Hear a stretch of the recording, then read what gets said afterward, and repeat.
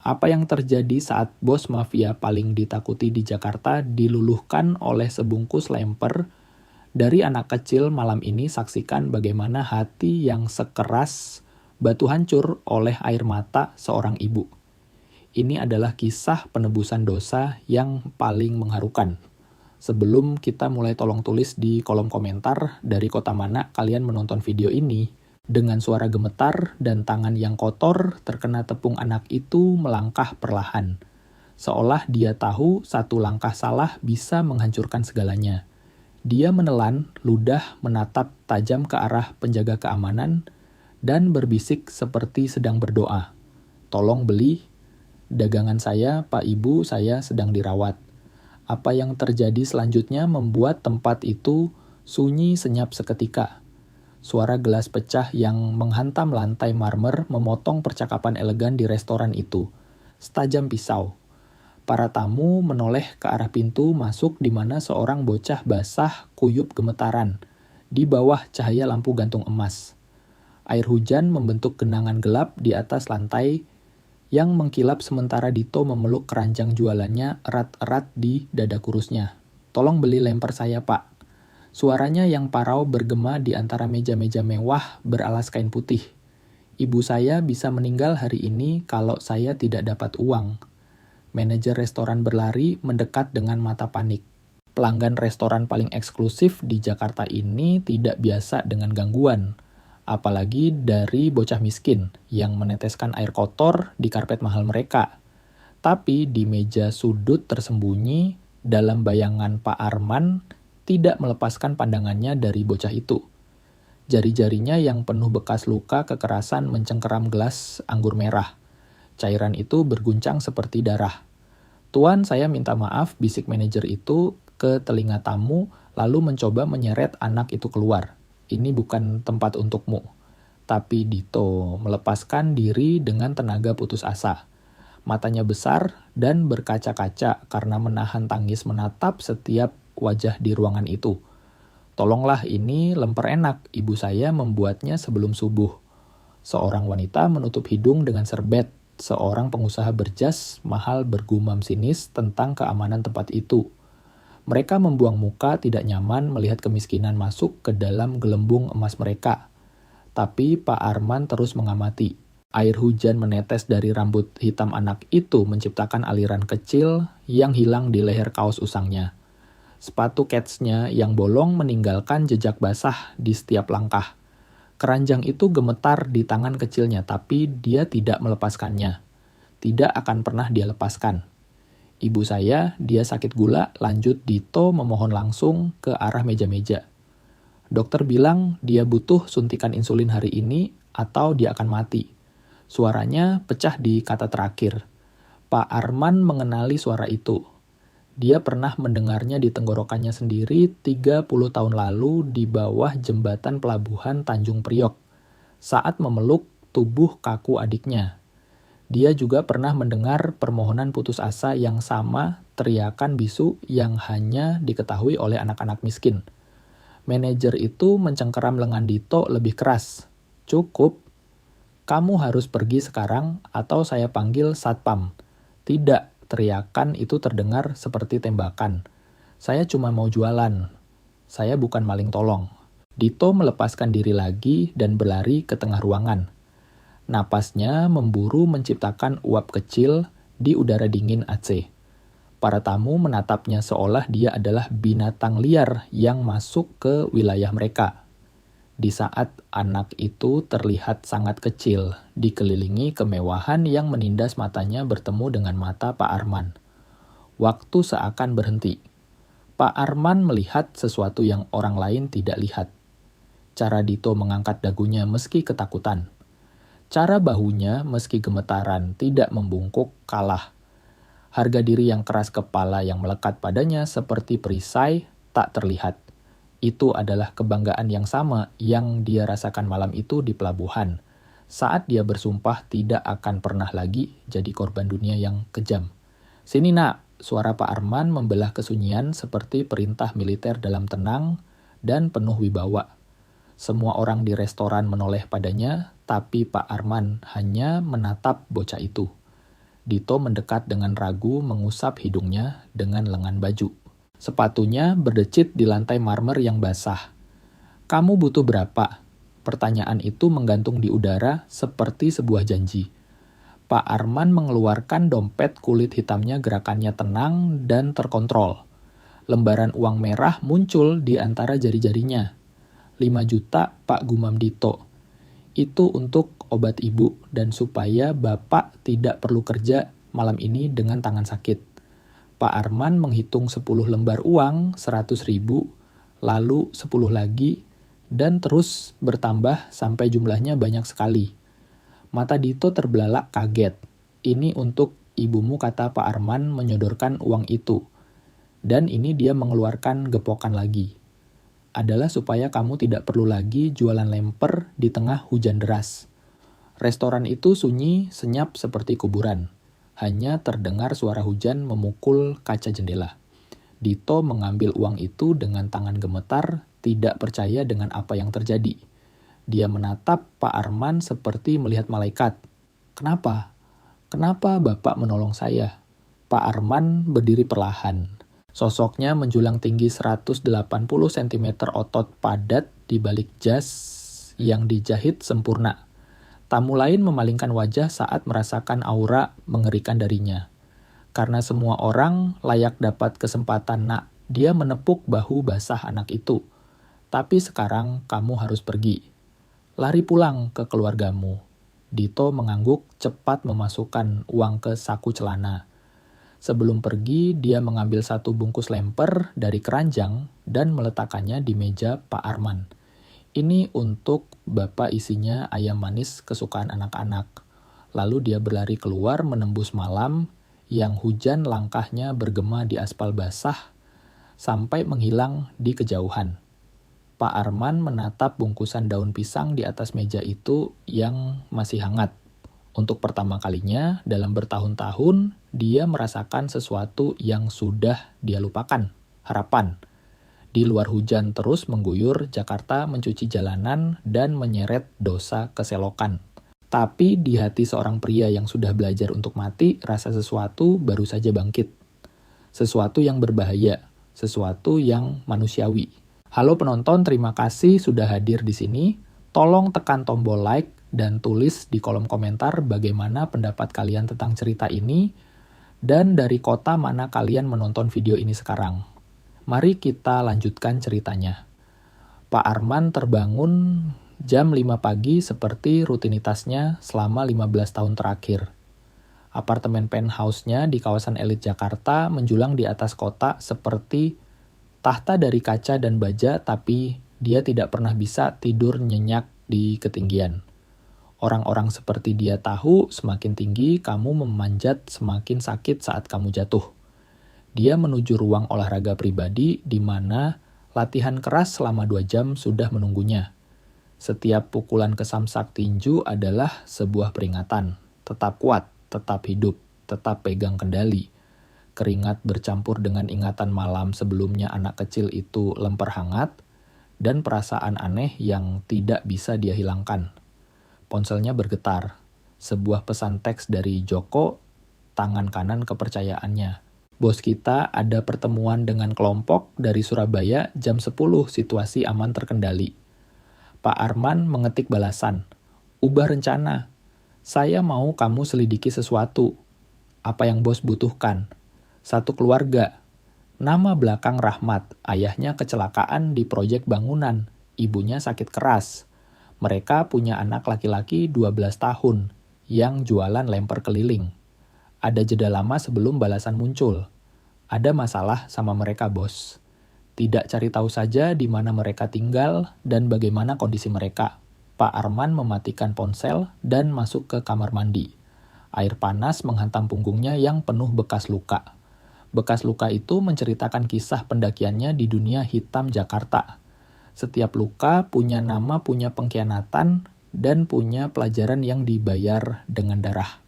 Tepat jam 7, sopir pribadinya, Pak Darman, sudah menunggu di garasi dengan mobil BMW anti peluru.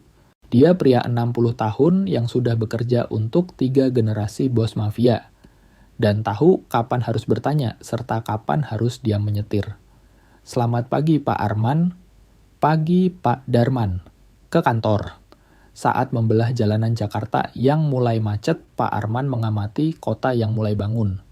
Pedagang kaki lima menggelar lapak pekerja berdesakan menunggu bus Transjakarta anak-anak berseragam merah putih berjalan ke sekolah.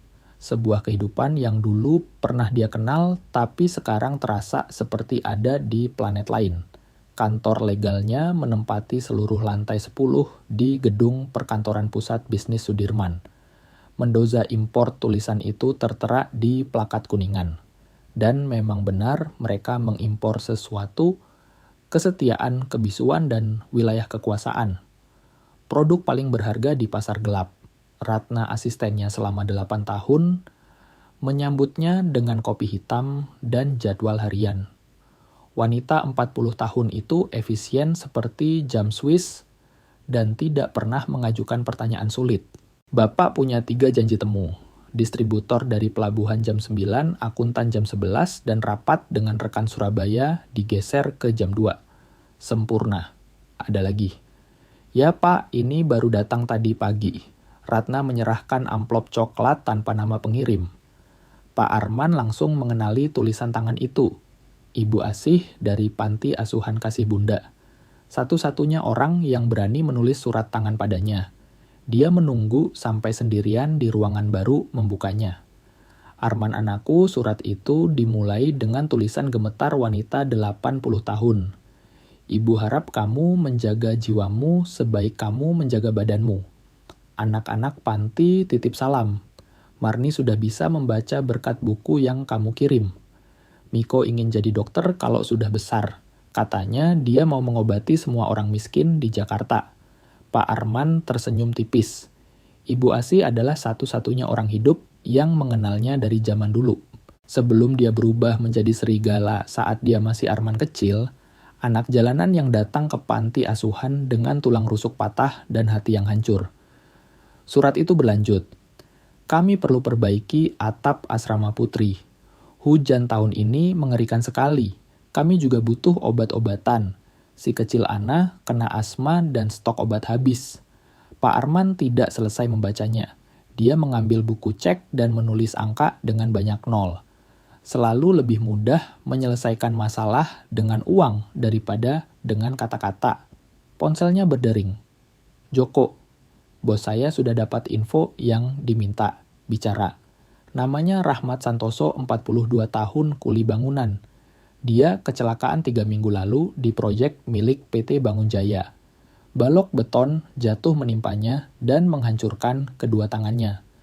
Perusahaan memecatnya dengan alasan dia mabuk saat kerja, tapi teman-temannya bersumpah dia bersih. Pak Arman mengepalkan tangan dia, tahu taktik kotor itu. Dan istrinya. Namanya Sari, 38 tahun. Sakit gula parah sejak 5 tahun lalu. Tidak ada BPJS atau asuransi karena saat Rahmat dipecat semua hangus. Anak mereka namanya Dito. Mereka tinggal di daerah pinggiran kumuh di rumah petak yang hampir roboh. Di mana mereka sekarang? Ibunya di rumah sakit umum daerah, masuk koma diabetes tadi malam. Bapaknya jaga di sana. Anaknya ya saya rasa dia masih jualan di jalanan. Pak Arman menutup telepon dan menatap keluar jendela. Dari kantornya, dia bisa melihat seluruh kota Jakarta terbentang kerajaannya wilayahnya. Ribuan orang bergantung pada keputusannya hidup atau mati sesuai kehendaknya. Tapi dia tidak bisa melepaskan bayangan anak 12 tahun yang basah kuyup itu meminta tolong demi nyawa ibunya. Ratna teriaknya pada asisten. Ya Pak, batalkan semua janji saya hari ini. Semuanya termasuk orang Surabaya. Semuanya.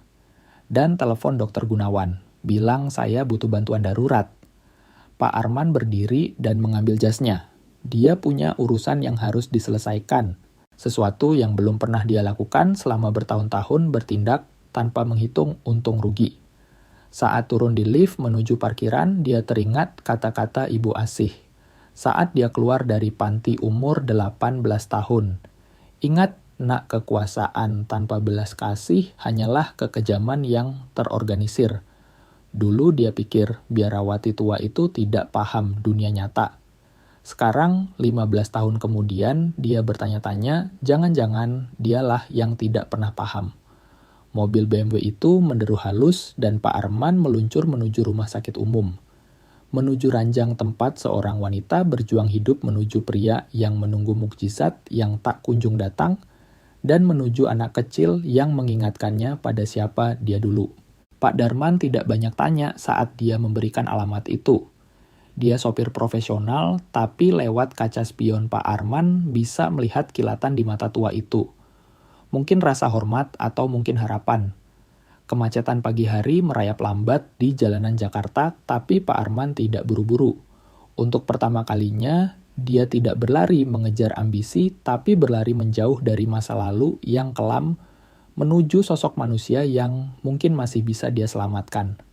Rumah sakit umum daerah itu berbau obat pel yang menyengat dan berbau keputusasaan.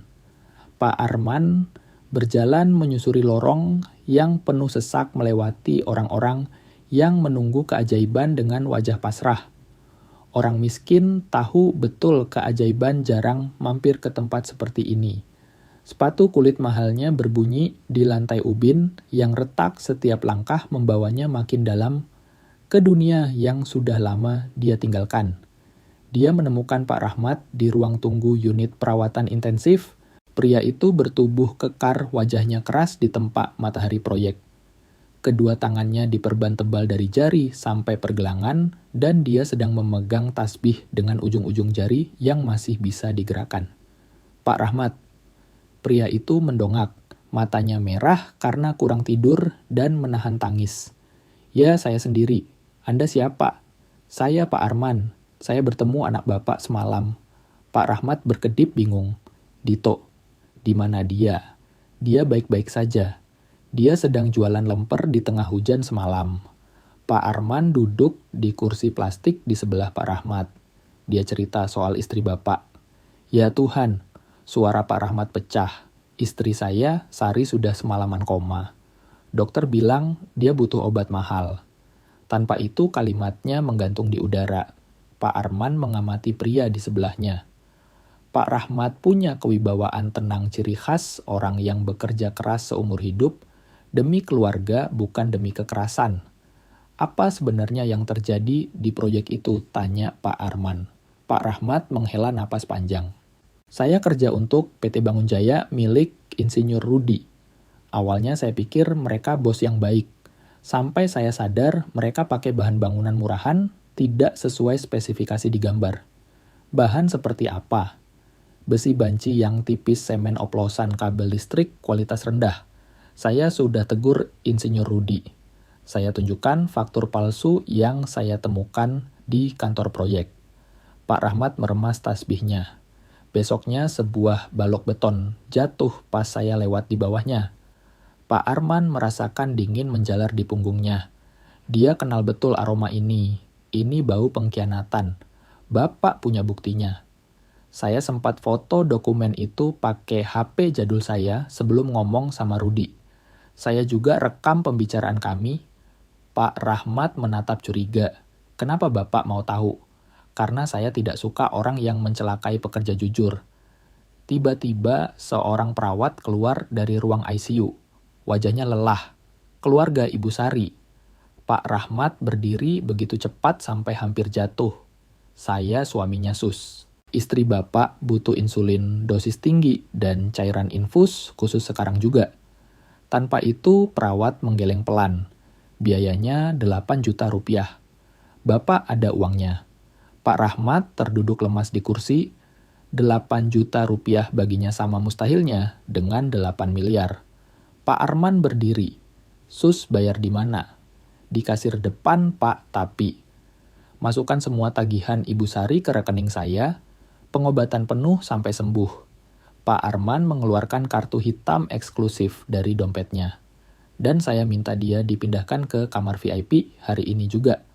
Perawat itu menerima kartu dengan mata terbelalak. Pak Rahmat menatapnya seperti melihat hantu. Tidak, saya tidak bisa terima ini, Pak. Saya tidak kenal Bapak. Kenapa Bapak lakukan ini? Karena anak Bapak mengingatkan saya pada hal penting semalam. Pak Arman menepuk bahu Pak Rahmat. Karena semua orang berhak berjuang untuk keluarganya. Sementara perawat berlari mengurus pembayaran, Pak Arman duduk lagi. Di mana Dito sekarang? Di sekolah, saya suruh dia berangkat biar tidak lihat saya nangis di sini. Bapak bukan orang lemah. Bapak orang yang berani mati demi kebenaran. Dan soal bukti di HP Bapak itu, Pak Rahmat menatap wajah Pak Arman, mencoba mencari kebohongan, tapi hanya menemukan tatapan tajam seorang jenderal perang. Kalau saya kasih lihat buktinya, Bapak janji tidak akan sakiti keluarga saya. Saya janji saya akan lindungi kalian dengan nyawa saya. Pak Rahmat mengeluarkan HP retak dari saku celananya. Layarnya buram tapi menampilkan foto dokumen dan faktur. Pak Arman memeriksanya dengan teliti. Ini emas gumamnya. Rudi bukan cuma korupsi, dia membahayakan nyawa orang banyak. Pak Arman berdiri. Sus, saya pergi sebentar mau jemput anak Bapak. Pak Darman kita ke SD negeri di Kampung Rawa sekarang. Sekolah dasar itu catnya sudah mengelupas, tapi halaman sekolahnya riuh dengan suara anak-anak main bola plastik. Dito keluar gerbang dengan langkah seret, kepalanya tertunduk. Hei jagoan.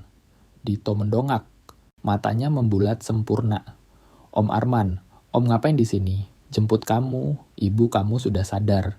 Senyum Dito merekah lebar menghapus semua beban di wajah kecilnya. Dia langsung melompat masuk ke mobil mewah itu tanpa ragu. Sepanjang jalan ke rumah sakit, dia tidak berhenti bertanya, Ibu beneran sembuh, Om? Bapak sudah tidak nangis lagi. Setiap pertanyaan itu menusuk hati Pak Arman. Anak ini dipaksa dewasa terlalu cepat. Sampai di rumah sakit, Dito berlari, kencang menyusuri lorong VIP sampai menemukan kamar ibunya. Bu Sari sudah sadar, wajahnya mulai berwarna meski masih lemah. Dito. Dia merentangkan tangan dan Dito langsung memeluknya erat. Bu, aku takut banget ibu pergi. Tidak sayang ibu tidak akan kemana-mana. Bu Sari menatap Pak Arman yang berdiri di pintu. Bapak yang menolong kami ya. Suaminya sudah cerita semuanya. Saya tidak tahu harus balas pakai apa. Tidak perlu dibalas, Bu. Dito yang menyelamatkan saya semalam. Menyelamatkan Bapak dari apa? Dari lupa diri. Pak Arman tersenyum tipis. Saya mau tawarkan kerjasama. Pak Rahmat, tangan Bapak butuh waktu lama untuk sembuh. Tapi otak Bapak encer dan Bapak orang jujur. Saya punya banyak bisnis catering toko roti Binatu. Saya butuh orang kepercayaan untuk mengawasinya. Saya tidak mau sedekah, Pak, potong Pak Rahmat. Ini bukan sedekah. Ini investasi. Saya butuh mitra. Bapak jadi mata dan telinga saya. Gaji profesional plus saham. Bu Sari menggenggam tangan suaminya. Terima saja, Pak, ini rezeki. Kenapa Bapak sebaik ini? Tanya Pak Rahmat lagi. Pak Arman menatap Dito yang masih memeluk ibunya. Dulu saya punya adik. Namanya Lukman. Umurnya sama kayak Dito. Dia meninggal terseret banjir di kolong jembatan. Saya tidak bisa menyelamatkannya waktu itu. Jadi saya tidak akan biarkan keluarga ini hancur. Tiba-tiba ponsel Pak Arman berdering. Dia keluar ruangan. Joko, ada kabar apa soal Insinyur Rudi? Bos ini gawat. Perusahaan Rudi punya kontrak pemerintah senilai 50 miliar. Sekolah jembatan Rusunawa. Dan menurut informan kita semuanya dibangun pakai bahan sampah. Seburuk apa? Ada gedung sekolah yang atapnya ambruk bulan lalu melukai 3 siswa. Ada jembatan yang mulai miring. Dan pejabat semuanya sudah disuap. Rudi punya backingan kuat. Pak Arman memejamkan mata. Ini bukan cuman maling, ini pembunuh massal. Joko melanjutkan suaranya tegang. Dan satu lagi, Bos. Rudi tahu ada yang mengorek boroknya. Dia baru saja menyewa orang luar. Namanya Si Bayangan. Si Bayangan. Pak Arman tahu nama itu. Pembunuh bayaran sadis mantan pasukan khusus yang dipecat karena gila perang. Joko pasang penjagaan ketat di sekitar keluarga Rahmat. 24 jam. Jangan sampai ada lalat pun yang masuk. Kalau Rudi sewa Si Bayangan berarti dia sudah menyatakan perang. Pak Arman menutup telepon dan menatap pintu kamar rawat inap itu. Insinyur Rudi baru saja membuat kesalahan fatal.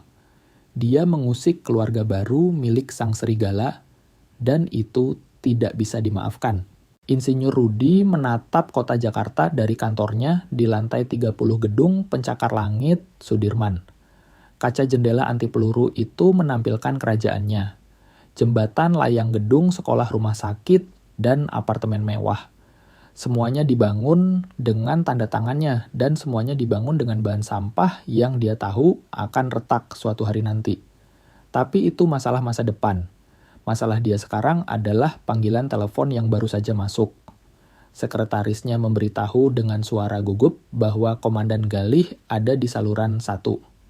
Rudi mengerutkan kening. Komandan Galih, polisi bintang 2 yang korup itu hanya menelepon kalau ada masalah serius. Ada masalah Rudi. Suara serak Galih langsung memotong basa-basi. Ada orang yang mengorek operasi kita. Siapa? Orang yang punya uang banyak dan koneksi lebih kuat dari preman pasar yang biasa kau bayar. Rudi melonggarkan dasinya. Dia pikir dia sudah membungkam Pak Rahmat kuli bangunan cerewet itu. Ternyata Pak Rahmat sekarang punya pelindung. Seseorang membayar lunas biaya rumah sakit istrinya dan menyewa ahli bedah terbaik untuk tangannya. Siapa orangnya, Komandan? Saya sedang cari tahu. Tapi Rudi dengarkan baik-baik. Ini bukan aktivis HAM atau LSM cengeng. Cara kerjanya rapi, cepat, dan senyap. Ini bau amis darah. Ini gaya mafia lama. Beri saya waktu 48 jam. Rudi menutup telepon dengan tangan gemetar. Dia tidak mau ambil risiko. Dia butuh solusi permanen. Dia membatalkan semua rapat dan menyuruh sopirnya menuju gudang tua di daerah pelabuhan Tanjung Priok. Di dalam gudang yang berbau oli dan besi karat itu seseorang sudah menunggunya. Pria itu sedang membersihkan pistol rakitan dengan kain berminyak. Dia dikenal sebagai Si Bayangan. Mantan anggota pasukan khusus yang dipecat karena terlalu menikmati membunuh, dan sekarang menjadi pembunuh bayaran paling mahal di Jakarta. Saya butuh solusi bersih, kata Rudi menjelaskan soal keluarga Pak Rahmat dan pelindung misteriusnya. Si Bayangan tersenyum miring memperlihatkan gigi yang kuning karena rokok, pelindung misterius ya. Itu membuat harganya naik 3 kali lipat, lakukan saja. Bunuh mereka semua kalau perlu. Malam harinya, saat Rudi sedang makan malam di rumah mewahnya di Pondok Indah, ponselnya berdering, nomor tidak dikenal. Halo, Insinyur Rudi. Suara di seberang sana tenang tapi dingin seperti es. Saya tahu soal beton oplosan di jembatan layang. Saya tahu soal sekolah yang atapnya ambruk. Rudi tersedak minumannya. Siapa ini? Saya adalah mimpi burukmu. Mulai sekarang keluarga Pak Rahmat ada di bawah perlindungan saya. Kalau ada satu goresan saja di tubuh mereka, saya akan kubur kamu di bawah fondasi gedungmu sendiri. Telepon mati. Rudi membeku. Dari kejauhan dia mendengar suara motor meraung di depan gerbang rumahnya lalu pergi. Itu adalah pesan. 3 hari kemudian di markas Pak Arman. Joko masuk dengan wajah tegang membawa tablet. Bos kita punya masalah besar. Rudi menyewa Si Bayangan. Informan kita di bandara melihat dia menjemput paket senjata berat. Pak Arman bersandar di kursinya.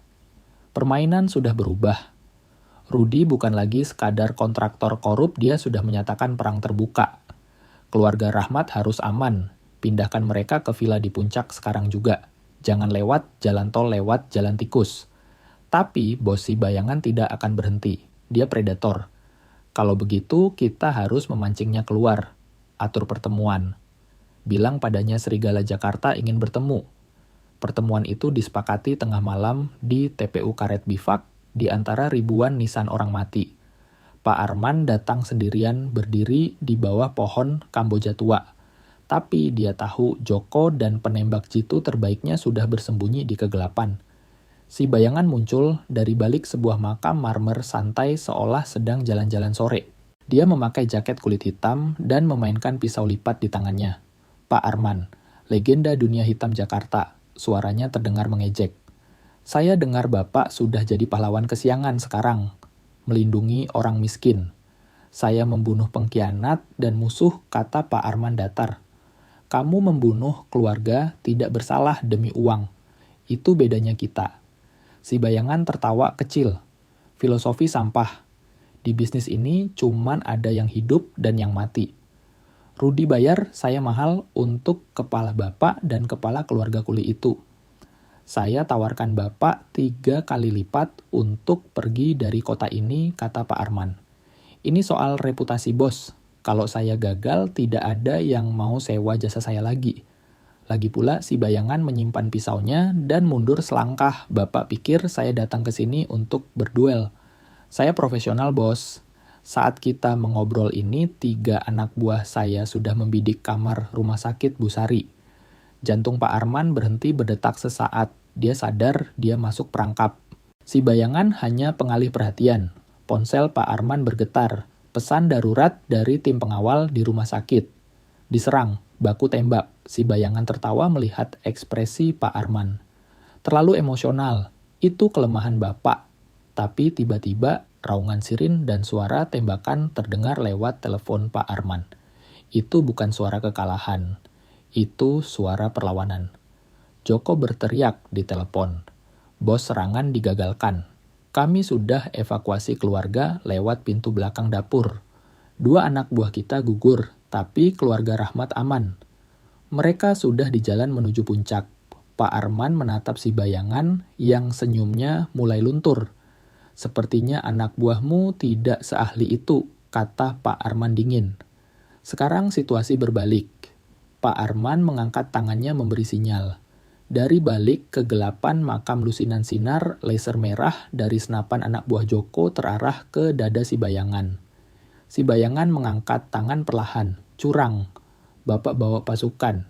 Ini perang nak. Bukan duel 1 lawan 1. Pak Arman mendekat matanya menyala penuh amarah. Kamu mengancam keluarga saya. Mulai detik ini seluruh Jakarta adalah neraka buatmu. 5.000 anggota organisasi saya akan memburumu.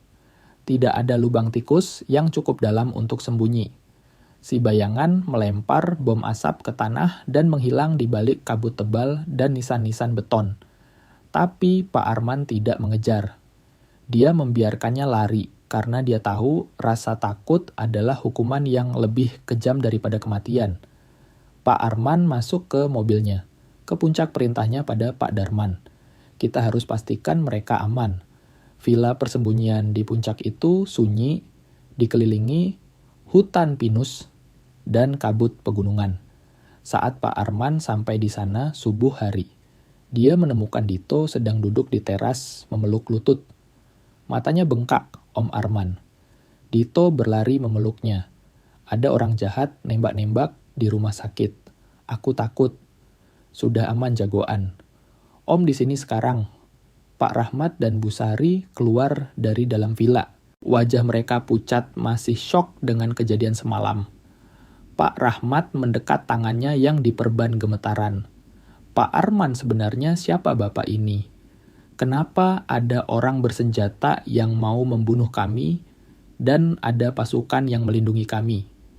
Pak Arman mengajak mereka duduk di ruang tengah yang hangat oleh perapian. Dia tahu sudah waktunya membuka topeng. Mereka berhak tahu siapa pelindung mereka sebenarnya. Nama saya Arman Santoso. Saya pemimpin sindikat terbesar di Jakarta. Saya menguasai pelabuhan pasar gelap dan wilayah perjudian. Bu Sari menutup mulutnya kaget. Dito menatapnya bingung. Om orang jahat, ya Dito. Om orang jahat, atau setidaknya dulu Om, begitu. Pak Rahmat menatap tajam. Kenapa bos mafia mau menolong kuli bangunan seperti saya? Karena kalian punya sesuatu yang tidak bisa dibeli dengan uang haram saya. Kalian punya kasih sayang. Dan Dito Pak Arman menatap anak itu. Kamu mengingatkan saya pada adik saya yang mati karena saya tidak cukup kuat melindunginya. Hening yang panjang menyelimuti ruangan itu. Dito perlahan mendekat dan memegang tangan kasar Pak Arman. Kalau kami jadi keluarga Om, apa Om akan berhenti jadi jahat? Pertanyaan polos itu menghantam Pak Arman lebih keras dari peluru manapun. Dia menatap mata Dito, lalu menatap Pak Rahmat dan Bu Sari yang ketakutan tapi juga penuh harap. Demi kalian, Om akan mencoba. Om akan mencoba jadi manusia lagi. Tapi kedamaian itu tidak berlangsung lama. Sore harinya, Joko datang dengan berita buruk. Dia menyalakan televisi di ruang tengah. Berita Sela. Operasi besar kepolisian dimulai hari ini. Komandan Galih, pahlawan kepolisian, mengumumkan perang total melawan sindikat pimpinan Arman Santoso. Di layar TV, Komandan Galih berdiri gagah dengan seragam lengkap. Kami akan membersihkan Jakarta dari sampah masyarakat ini, katanya tegas. Wajah Pak Arman mengeras. Ini bukan operasi penegakan hukum. Ini adalah operasi pembersihan jejak. Galih dan Rudi bekerja sama. Mereka akan menghancurkan organisasi Pak Arman, membunuh semua saksi, dan mengubur bukti korupsi mereka selamanya. Pak tanya Pak Rahmat, apa kita harus lari? Lari tidak ada gunanya. Mereka punya satelit, mereka punya ribuan polisi. Kita terkepung. Jadi kita pasrah mati di sini, tanya Bu Sari sambil memeluk Dito. Tidak, Pak Arman berdiri, aura sang pemimpin kembali menyala. Mereka punya senjata, mereka punya kekuasaan. Tapi kita punya satu hal yang mereka takuti. Apa itu? Tanya Pak Rahmat. Kebenaran. Pak Arman menatap Pak Rahmat. Bapak masih simpan semua bukti foto dan rekaman suara Insinyur Rudi kan? Masih Pak, saya simpan di cloud internet dan salinannya ada di flash disk yang saya kalungkan di leher ini. Bagus. Pak Arman mengeluarkan ponselnya. Joko batalkan semua serangan fisik. Tarik mundur pasukan. Kita ganti strategi. Panggil Marina. Siapa Marina Bos? Jurnalis gila yang pernah hampir membongkar bisnis saya tahun lalu.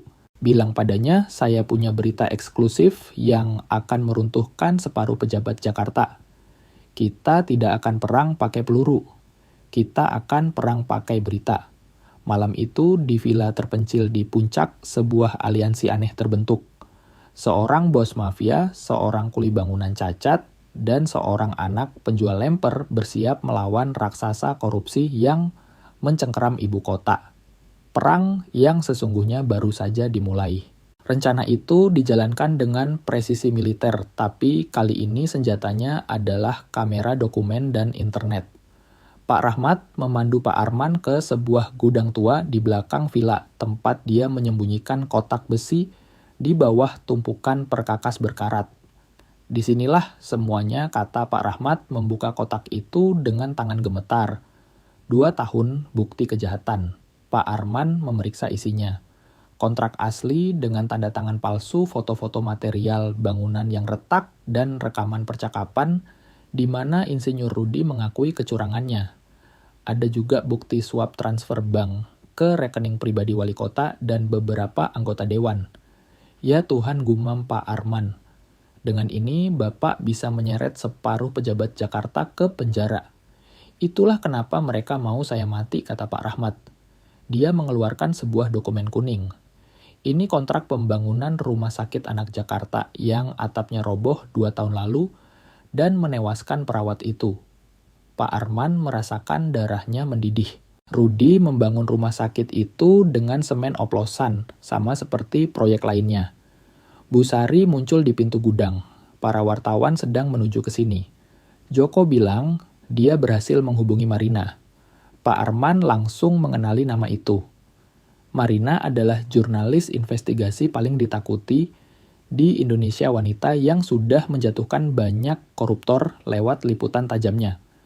Kalau Marina terlibat, ini akan jadi gempa bumi nasional. 1 jam kemudian, sebuah mobil SUV hitam berhenti di depan villa. Marina turun sendirian memegang alat perekam digital. Wajahnya tegas, tanpa rasa takut sedikit pun berhadapan dengan bos mafia. Pak Arman sapa Marina dingin.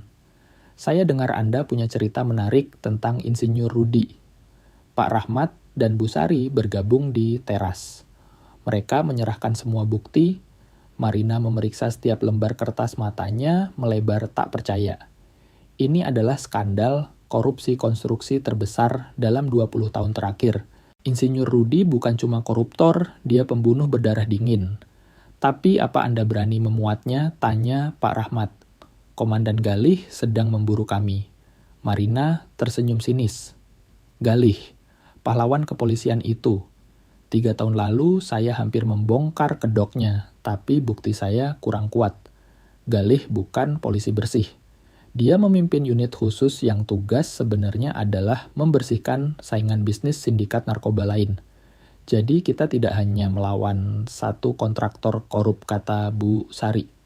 Kita melawan sistem yang busuk, benar jawab Marina. Tapi kali ini kalian punya senjata yang belum pernah ada sebelumnya. Seorang bos mafia besar yang bersedia menjadi saksi kunci. Pak Arman, Anda sadar konsekuensinya. Pak Arman mengerti sepenuhnya. Itu berarti akhir dari hidupnya sebagai penguasa jalanan. Itu berarti penjara. Dito mendekat dan memegang tangan Pak Arman. Om berani kan? Pak Arman menatap mata polos itu lalu menatap harapan di wajah Pak Rahmat dan Bu Sari. Ya jagoan Om berani. Marina menyalakan perekamnya. Mari kita mulai. Ceritakan semuanya dari awal. Saat Pak Arman mulai berbicara, dia merasakan sesuatu yang aneh. Rasa lega. Untuk pertama kalinya dalam 15 tahun, dia tidak perlu berbohong. Perang ini telah memasuki babak akhir pertempuran antara kebenaran melawan kekuasaan. Berita itu meledak seperti bom atom di media massa. Jam 6 pagi, kesaksian lengkap Pak Arman sudah menjadi berita utama di semua stasiun TV koran nasional dan trending topik nomor 1 di media sosial. Marina bekerja semalaman untuk menyebarkan berita itu secara serentak. Bos mafia bongkar jaringan korupsi pejabat, kuli bangunan simpan bukti runtuhnya rumah sakit anak. Komandan Galih terlibat sindikat hitam. Di dalam villa keluarga itu menonton TV dengan campuran rasa kagum dan takut. Ponsel Pak Arman terus berdering. Joko menelepon dengan panik.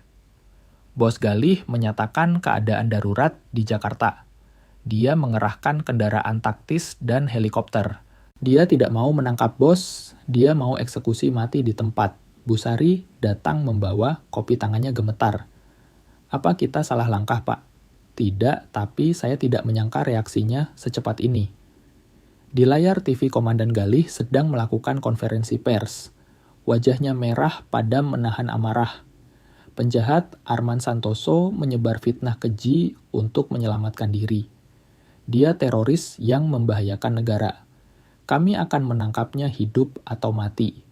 Pak Rahmat menunjuk layar. Orang itu berbohong dengan sangat lancar. Sudah terlatih puluhan tahun, gumam Pak Arman. Tiba-tiba ponselnya berdering lagi. Marina, Arman lari sekarang. Galih berhasil meyakinkan jenderal untuk mengerahkan pasukan anti-teror. Mereka sudah melacak lokasi villa di puncak. Helikopter tempur sedang menuju ke sana. Pak Arman melihat keluar jendela. Di kejauhan titik-titik hitam muncul di langit biru, diiringi suara baling-baling yang makin keras. Berapa waktu yang kami punya? 10 menit maksimal. Pak Arman menutup telepon. Kita pergi sekarang. Bu Sari ambil barang penting saja. Kemana Pak? Tanya Pak Rahmat panik. Ke gunung. Ada pondok kayu tersembunyi di lereng Gunung Gede, tempat yang cuma diketahui 3 orang di dunia. Dito sempat berlari kembali ke dalam untuk mengambil gambar keluarganya yang tertinggal. Tapi Pak Arman menariknya. Tidak ada waktu, Nak. Mereka melompat masuk ke mobil BMW. Pak Darman menginjak gas dalam-dalam ban mobil berdecit di aspal pegunungan. Di belakang mereka helikopter pertama mendarat di halaman villa, menerbangkan debu dan daun kering. Pasukan bersenjata lengkap melompat turun, tapi target mereka sudah hilang. Jalanan menuju pondok persembunyian itu sempit dan berbatu. Pak Arman tahu setiap tikungan karena dulu adiknya Lukman yang merancang rute ini. Ini adalah pondok impian Lukman. Adiknya ingin jadi arsitek dan pondok kayu di tengah hutan pinus ini adalah satu-satunya karyanya yang sempat terbangun sebelum dia meninggal. Saat mereka sampai kabut tebal sudah turun menyelimuti hutan. Pondok itu kecil tapi kokoh tersembunyi sempurna di antara pohon-pohon raksasa. Kita aman di sini untuk sementara, kata Pak Arman. Mereka masuk ke dalam. Bu Sari menyalakan perapian sementara Pak Rahmat dan Dito memeriksa kamar. Pak Arman berdiri di jendela menatap lembah yang tertutup kabut. Ponselnya berbunyi lagi. Pesan dari nomor tidak dikenal. Si bayangan tidak pernah lupa hutang. Kita bertemu sebentar lagi. Pak Arman menghapus pesan itu tanpa bicara. Satu ancaman demi satu ancaman. Serangan itu datang saat fajar di hari kedua. Pak Arman terbangun bukan karena suara helikopter, tapi karena kesunyian yang mencekam. Burung-burung hutan berhenti berkicau. Dia mengintip dari celah jendela. Di antara batang pohon pinus, bayangan seragam loreng bergerak perlahan. Galih menemukan mereka. Pak Rahmat, bisik Pak Arman mengguncang bahu pria itu. Bangun! Mereka di sini. Bu Sari dan Dito keluar dari kamar dengan wajah ketakutan. Berapa banyak, Pak? Tanya Bu Sari. 20 orang, mungkin lebih. Pasukan khusus. Galih datang untuk membungkam kita selamanya. Suara sepatu laras menginjak ranting kering terdengar makin dekat. Pak Arman mengambil pistolnya, tapi kemudian menyarungkannya lagi. Kekerasan tidak akan menyelamatkan keluarga ini dari satu peleton tentara. Saya punya rencana, bisik Pak Arman. Tapi kalian harus percaya sama saya 100%. Apa rencananya? Tanya Dito sambil memeluk bonekanya. Saat Om keluar, kalian tetap di dalam.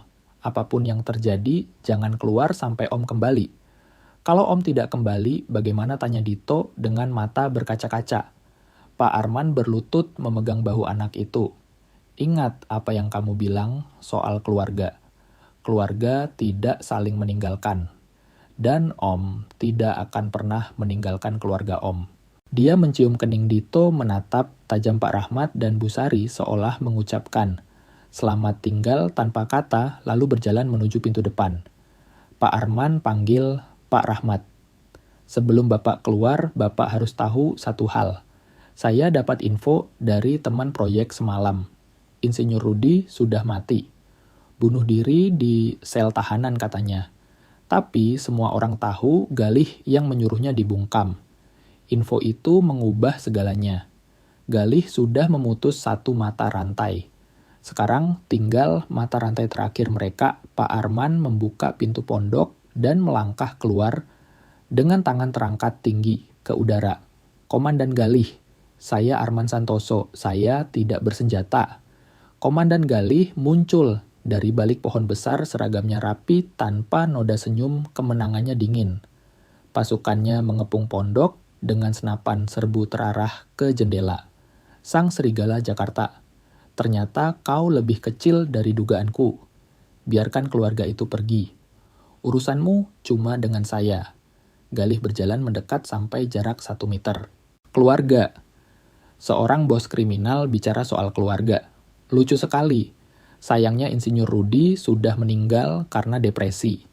Jadi tidak ada lagi yang bisa membantah cerita versi saya. Kecuali si kuli bangunan di dalam sana. Sangat menyedihkan kalau dia harus mati dalam baku tembak, lanjut Galih sambil memainkan pistolnya. Tidak ada baku tembak. Saya menyerah. Galih tertawa lepas. Menyerah. Kau pikir ini permainan polisi maling.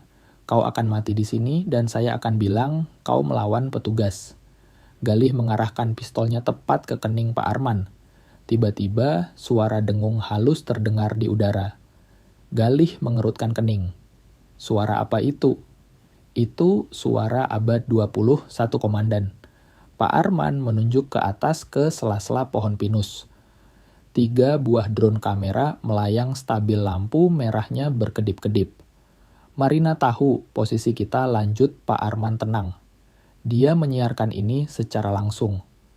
Jutaan orang di seluruh Indonesia sedang menonton wajahmu sekarang. Menonton kau menodongkan pistol ke orang yang sudah menyerah. Wajah Galih memucat seketika. Cek ponselmu, komandan. Pasti atasanmu di Jakarta sudah menelepon puluhan kali. Dengan tangan gemetar, Galih mengeluarkan ponselnya. Layarnya penuh dengan panggilan tak terjawab dari Mabes Polri. Dia sadar dia sudah kalah langkah. Ini belum selesai, Arman. Ini sudah selesai. Bedanya cuman cara akhirnya. Kau bisa tembak saya di depan kamera dan jadi pembunuh paling dibenci se-Indonesia. Atau kau tangkap saya sesuai prosedur dan mungkin karirmu masih bisa diselamatkan sedikit. Keheningan yang mencekam berlangsung selama beberapa detik. Akhirnya Galih menurunkan senjatanya. Arman Santoso, kau ditahan atas tuduhan kejahatan terorganisir. Saya terima. Saat Galih memborgol, tangannya Pak Arman menoleh ke arah pondok. Dari balik kaca jendela, dia melihat 3 wajah menatapnya dengan air mata. Bu Sari menangis, Pak Rahmat mengepalkan tangan menahan emosi, dan Dito menempelkan wajahnya di kaca. Pak Arman menggerakkan bibirnya tanpa suara. Aku sayang kalian, Dito mengangguk, dan bibir kecilnya bergerak membalas. Cepat pulang, Om. Saat Pak Arman digiring menuju helikopter militer, dia merasakan sesuatu yang aneh. Bukan takut, bukan sedih, tapi damai. Dia telah menemukan sesuatu yang layak diperjuangkan, sampai titik darah penghabisan. Dan keluarga itu akan aman. Helikopter itu mengangkatnya tinggi ke udara, menjauhkannya dari satu-satunya hal yang dia cintai. Tapi untuk pertama kalinya dalam hidupnya, Pak Arman merasa seperti orang merdeka. Merdeka karena dia memilih kasih sayang di atas kekuasaan. Dan pilihan itu tidak bisa direbut oleh siapapun. Penjara Cipinang berdiri seperti benteng beton kelabu di bawah langit Jakarta yang mendung. Sudah 2 minggu Pak Arman mendekam di sana ketika dia menerima kunjungan yang mengubah segalanya. Bukan Bu Sari, Pak Rahmat atau Dito yang datang, melainkan si bayangan. Pembunuh bayaran itu duduk di hadapannya di ruang kunjungan, menyamar sebagai pengacara dengan setelan jas rapi dan senyum palsu. Wah, sang serigala Jakarta sekarang dikurung seperti anjing kampung. Bagaimana kau bisa masuk, tanya Pak Arman datar. Koneksi yang sama dengan yang membantuku melacak keluargamu. Si bayangan memajukan tubuhnya. Omong-omong soal keluarga tercintamu. Kau tahu Galih masih mengawasi mereka. Secara resmi untuk melindungi, tapi secara tidak resmi. Darah Pak Arman terasa beku seketika. Apa maumu? Keadilan. Kau hancurkan reputasi profesionalku. 5 kontrak besar batal gara-gara drama mediamu itu. Galih sudah membayarmu. Pekerjaan selesai. Pekerjaan tidak pernah selesai, cuma tertunda. Si bayangan mengeluarkan ponsel dan menunjukkan foto-foto. Bu Sari keluar dari rumah sakit. Pak Rahmat sedang terapi tangan. Dito berjalan pulang sekolah. Mereka tidak terlindungi lagi serigala. Galih menarik pengawal resmi 3 hari lalu. Katanya mereka tidak lagi dibutuhkan sebagai saksi. Kalau kau sentuh sehelai rambut mereka, aku akan membunuhmu dari dalam penjara. Si bayangan menyimpan ponselnya. Tapi saya orang yang masuk akal. Saya tawarkan kesepakatan. Bicara, ada cara bagimu untuk keluar dari sini. Pelarian bisa diatur. Setelah itu kita selesaikan urusan kita 1 lawan 1. Kalau kau menang, keluargamu hidup tenang. Kalau kau kalah, ya setidaknya kau mati sebagai laki-laki, bukan tahanan nomor sekian. Pak Arman menatap wajah pembunuh itu. Kenapa ambil risiko mengatur pelarian? Kau bisa saja membunuh mereka langsung. Karena membunuh keluarga tidak berdosa adalah kerjaan pengecut. Saya profesional. Kapan? Malam ini tengah malam. Akan ada pemadaman listrik di sektor 3. Kau punya waktu 5 menit untuk sampai ke tembok utara. Si bayangan berdiri. Dan bawa semua kemampuanmu serigala, karena cuma 1 dari kita yang bakal melihat matahari terbit besok. Sore itu Pak Arman mendapat jatah telepon. Dia menelepon Bu Sari. Apa kabar sayang, tanya Bu Sari, suaranya berusaha terdengar ceria. Baik. Kalian bagaimana? Dito masuk sekolah. Masuk, tapi Mas Arman saya merasa ada yang mengikuti kami. Pak Arman memejamkan mata. Sari, dengarkan baik-baik. Malam ini juga ajak Bapak dan Dito pergi ke rumah Bibi di Garut. Sekarang juga. Kenapa? Ada apa, Mas? Lakukan saja dan jangan kembali sampai saya hubungi. Mas Arman, kamu bikin aku takut. Tolong percaya sama saya. Sekali lagi. Hening sejenak di ujung telepon. Apa kita bakal ketemu lagi, Mas? Ya sayang. Segera. Setelah menutup telepon, Pak Arman kembali ke selnya. Dia berlutut di dekat jendela kecil jeruji besi. Untuk pertama kalinya dalam bertahun-tahun dia berdoa. Bukan minta kemenangan atau pelindungan untuk dirinya sendiri. Dia minta supaya Dito tumbuh tanpa rasa takut, supaya Bu Sari dan Pak Rahmat bahagia, dan supaya keluarganya ingat bahwa ada seorang pria yang sangat mencintai mereka sampai rela berubah. Jam 11 malam, dia mulai bersiap. Dia tidak punya senjata, tapi dia punya sesuatu yang lebih baik. Alasan untuk bertarung. Pelarian itu berjalan persis seperti janji si bayangan. Lampu padam tepat waktu. Pintu sel terbuka otomatis karena gangguan sistem. Dan Pak Arman berlari menyusuri lorong gelap hanya dipandu lampu darurat yang remang-remang. Dia memanjat tembok utara dengan ketangkasan yang luar biasa. Di sisi luar, sebuah motor tua sudah menunggu. Ada pesan tertempel di tangki bensin, jembatan Sungai Citarum 1 jam. Pak Arman menyalakan mesin motor dan memacu kendaraan itu menuju pertempuran terakhirnya. Angin malam menerpa wajahnya membawa rasa yang sudah lama hilang. Kebebasan mutlak. Bukan kebebasan karena uang atau kekuasaan, tapi kebebasan seorang pria yang telah menemukan tujuan hidup yang pantas untuk diperjuangkan sampai mati. Jembatan Sungai Citarum membentang di atas air hitam pekat seperti luka besi di tengah malam. Pak Arman sampai duluan dan mematikan mesin motor. Kesunyian total hanya dipecahkan oleh gemuruh air sungai di bawah. 5 menit kemudian si bayangan muncul dengan motor sport. Dia turun perlahan dan berjalan ke tengah jembatan. Di kedua tangannya berkilau pisau tempur militer. Saya pikir kau tidak akan datang. Seorang ayah selalu datang untuk anak-anaknya. Ayah, si bayangan tertawa meremehkan. Bocah itu tidak punya darahmu. Darah tidak membuat keluarga cinta yang membuatnya. Mereka berhadapan di tengah jembatan hanya diterangi sinar bulan pucat. Pak Arman tidak bersenjata, tapi pengalaman hidup keras di jalanan Tanjung Priok telah mengajarinya bertarung dengan apa saja. Serangan pertama, si bayangan cepat dan mematikan. Pisau itu menyayat udara tepat di tempat kepala Pak Arman berada sedetik sebelumnya. Mantan bos mafia itu bergerak dengan keluesan yang mengejutkan si pembunuh bayaran. Kau lebih lambat dari dugaanku, gumam si bayangan berputar untuk serangan berikutnya. Dan kau terlalu mudah ditebak. Pertarungan berlangsung sengit selama 20 menit. Kedua pria itu terluka, darah menetes ke aspal jembatan.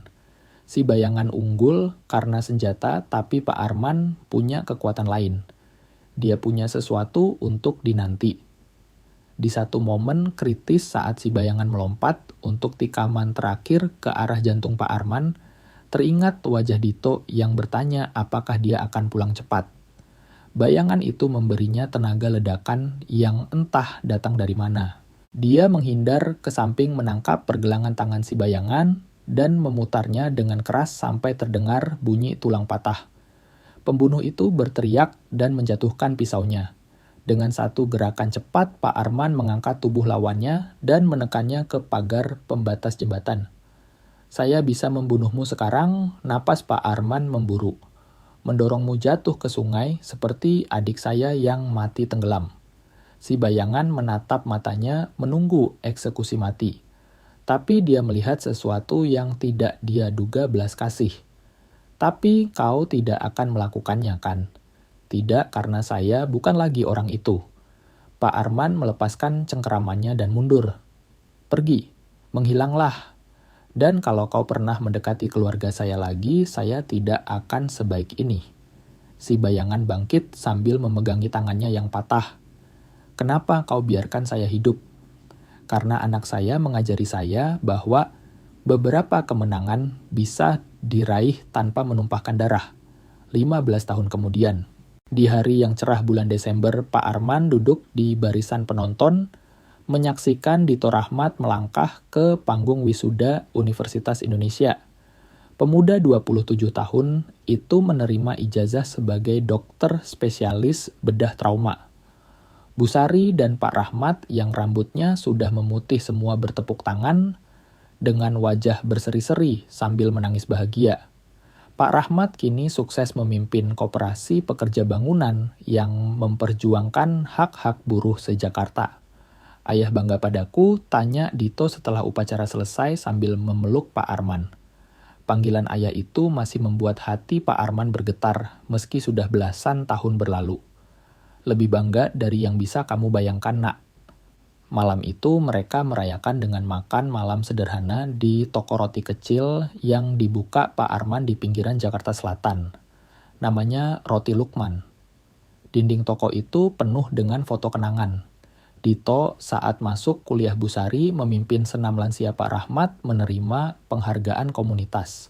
Dan tepat di tengah-tengahnya dibingkai dengan kayu jati yang indah adalah gambar krayon yang dibuat Dito di Pondok Gunung 15 tahun lalu. 4 orang bergandengan tangan di depan rumah. Apa kamu pernah menyesal, tanya Bu Sari saat mereka sedang mencuci piring di dapur toko? Menyesal soal apa? Soal melepaskan kekuasaan? Soal berubah jadi tukang roti biasa?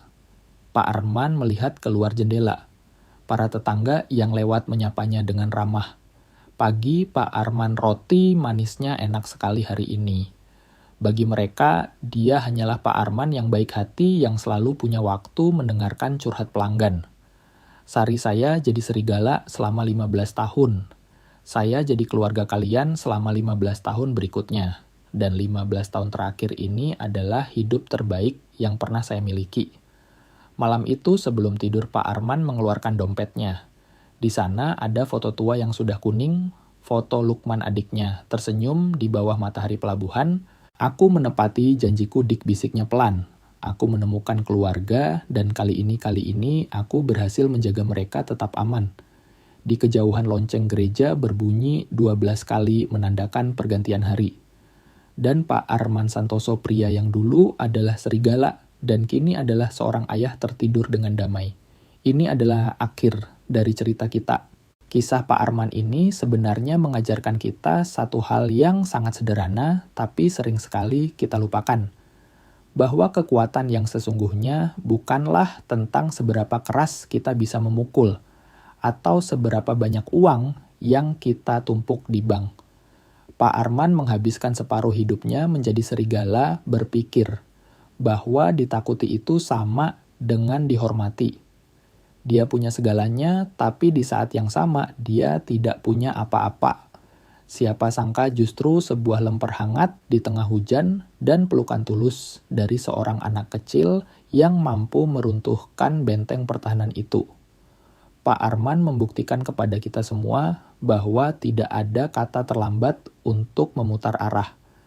Tidak peduli seberapa kelam masa lalu kita atau seberapa banyak kesalahan yang pernah kita buat, kita selalu punya pilihan. Pilihan untuk berhenti menyakiti dan mulai melindungi. Dia mengajarkan bahwa darah memang membuat kita bersaudara. Tapi kasih sayang dan pengorbananlah yang menjadikan kita keluarga sejati. Kebahagiaan Pak Arman bukan datang saat dia menguasai Jakarta, tapi saat dia berani melepaskan segalanya demi melihat Dito memakai toga sarjana. Jika cerita tentang penebusan harapan dan arti keluarga ini menyentuh hati kalian, saya ingin mengajak kalian untuk terus bersama kami di sini. Mari kita jelajahi lebih banyak kisah kehidupan yang bermakna dengan menekan tombol subscribe agar kita bisa terus belajar dan bertumbuh bersama di cerita-cerita selanjutnya. Sampai jumpa.